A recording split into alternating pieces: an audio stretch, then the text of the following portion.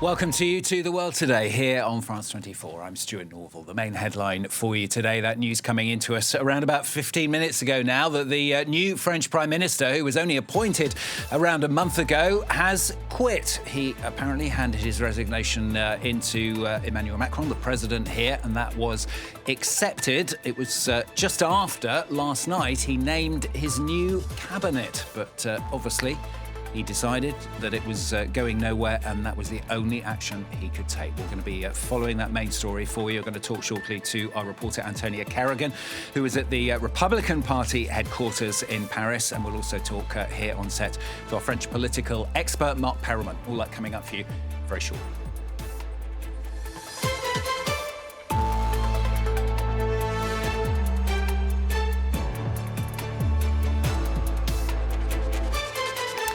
So when he came to power as France's new Prime Minister almost a month ago, Sébastien Lecornu promised a rupture with the past. But as he named his new government last night here, many members of his cabinet remaining in post. It was a starkly similar list of familiar names taking those key posts, leading many here to wonder just how long his new government will last this time. Well, the answer came, well, around about 12 hours later, because, in fact, it didn't even survive very far anyway into the next day. We've heard in the last 15 minutes that Sébastien Lecornu has offered his resignation to Emmanuel Macron, the president, and that Emmanuel Macron has accepted it.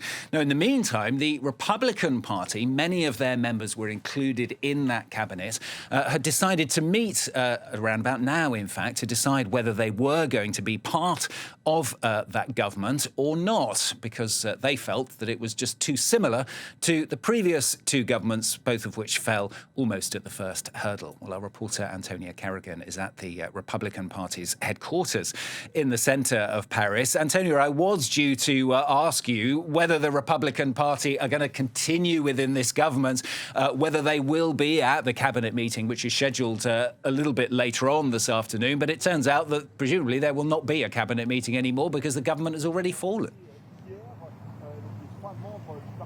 Well, it seems that the threat by Bruno Retailleau, the party leader, late last night, less than 2 hours after the government announced his threat to pull the plug, led Sébastien Lecornu to decide, that's it, I'm throwing in the towel, this is going nowhere. He, of course, called this meeting at 11:30 this morning, and, you know, the French press are all gathered here because the question was, is Bruno Retailleau's Republican Party going to be what topples this government within 24 hours of it being announced, before any of the ministries have even had their official handovers? And, well, Sébastien Lecornu, I suppose, has outplayed the Republicans in the sense that they no longer have that power, because the government they were about to knock the wind out of the sails of no longer exists.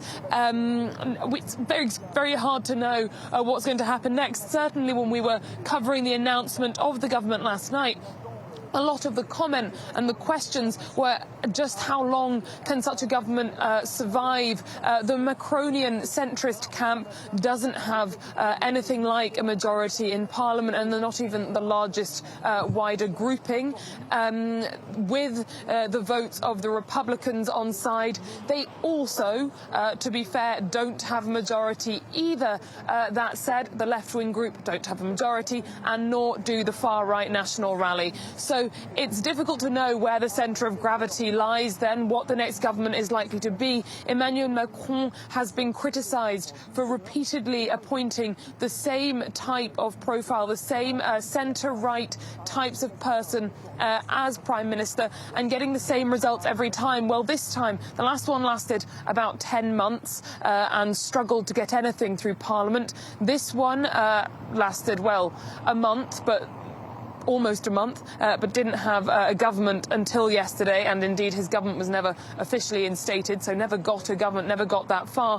He said that he came to power saying that he was going to take the 49.3 article of the Constitution off the table for his government. That means he wasn't going to force any legislation through Parliament. That meant he set his government the almost impossible task of having absolute majorities for any legislation they would pass. That's almost impossible in this parliament, certainly given the level of reaching across the aisle that he ended up doing. You know, the only allies he took on, that he brought into his camp, were the Republicans. Even with them, he didn't have a majority, and clearly they also didn't want to see their votes for that government taken for granted.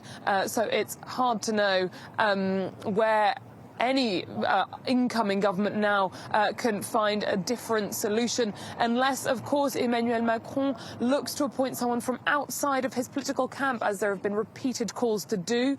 He has refused on every occasion. So we'll be following this closely for the rest of the day. A lot's happened in the last 24 hours. A lot more could happen in the hours to come.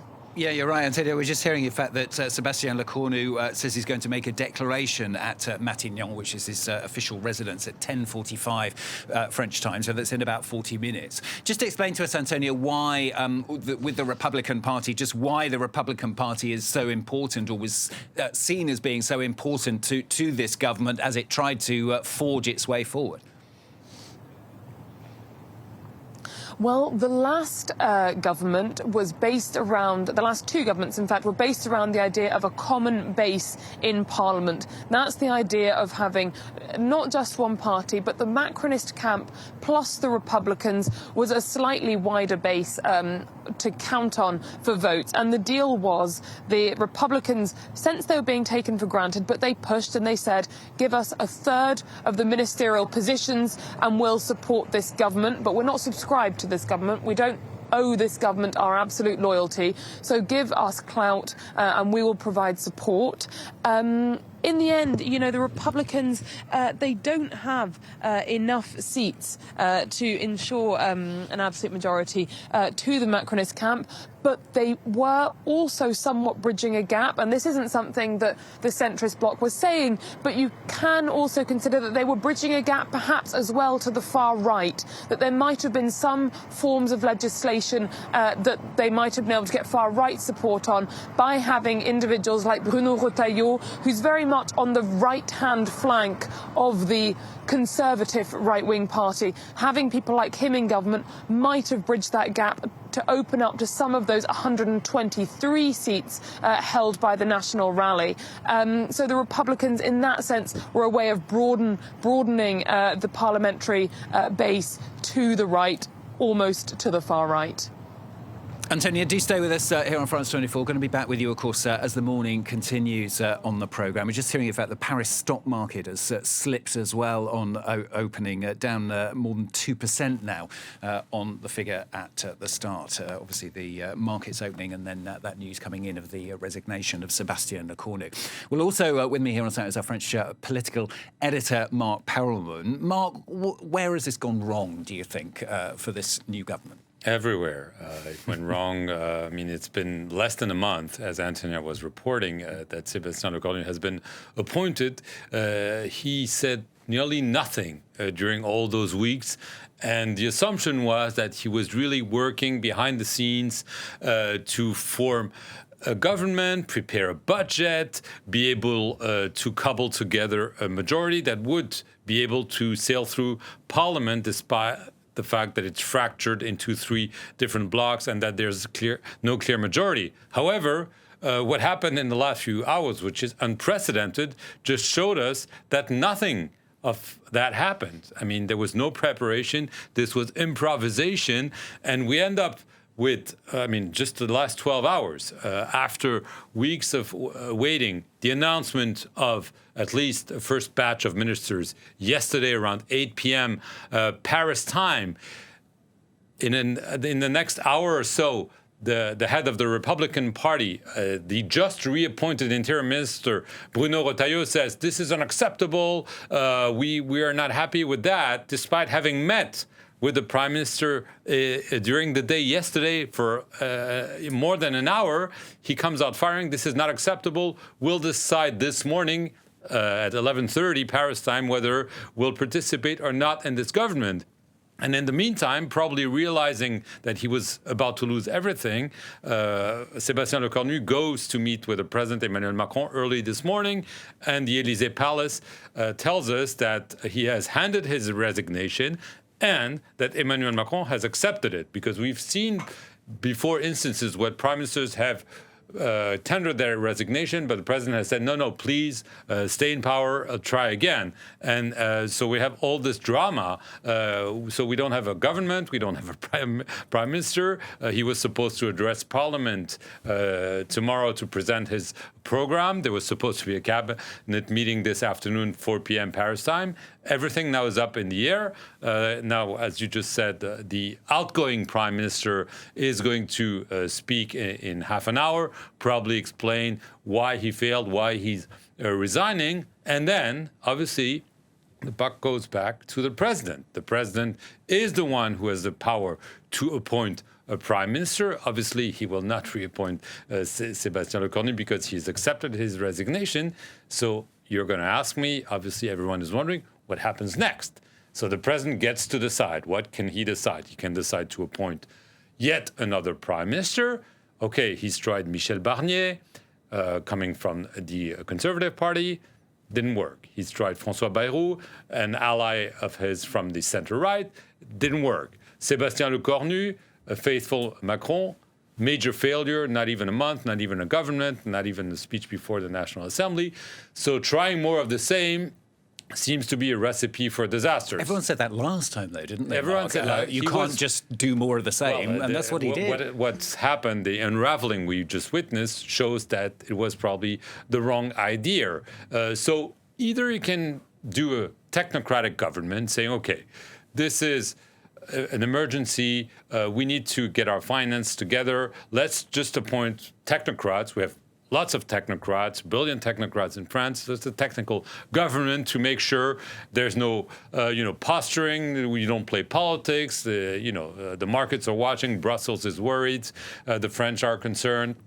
It's time to get our act together and hope this happens. This is a possibility. The other possibility is for him to do what the left has been demanding and is doing this as we speak, appoint a prime minister from another camp, that is from the left. The socialists are saying, okay, we don't have a majority in parliament, but the left, that is the socialists, the Green, the Communist, and France and Bao, they had a coalition in last year's election. They came out on top. They were far from a majority, but they said at the time, and they are repeating now, give us a shot. We might try. You failed, clearly, 1, 2, 3 times now.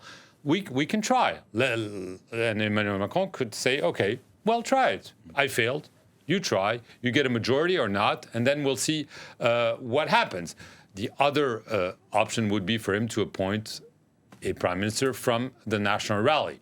I mean, obviously, we keep on saying that we're seeing something that we had never seen before.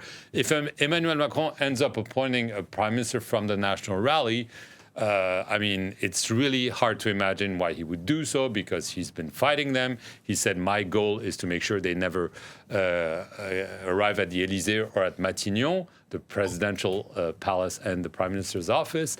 So this would be really, a major earthquake.